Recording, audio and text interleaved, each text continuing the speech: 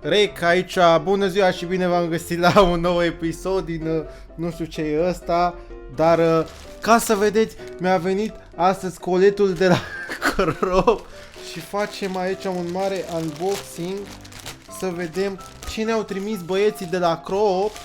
Și wow, ce avem aici? O pungă băgată într-o pungă. Nice.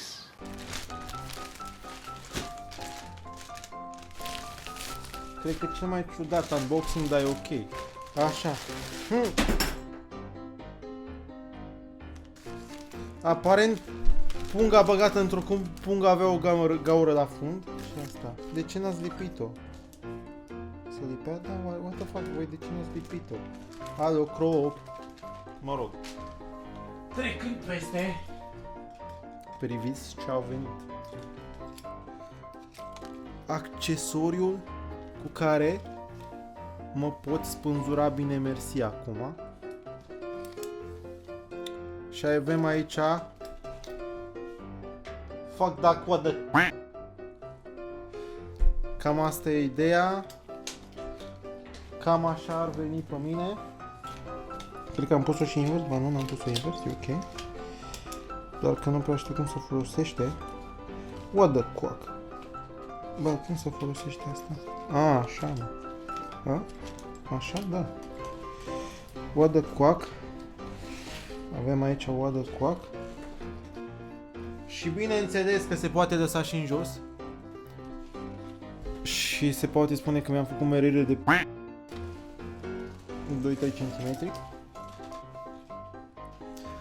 Da, asta a fost cea pe galben. Și acum o scoatem pe cea pe negru. Yeah, boy. Care este la fel, doar că pe negru și nu scrie what the quack.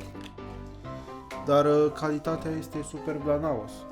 Vedeți, acum ne putem spânzura liniștiți de grindă și de astea. Ne putem spânzura acum liniștiți, e ok, suntem aici, suntem pe business. În curând ne auzim cu proiecte noi legate de muzică și legate de mai multe chestii. Bă, eu am fost gazda voastră Robert, până data viitoare nu uitați să te abonezi la canal. Please whatever. Please I want to reach 1 million likes. So please Să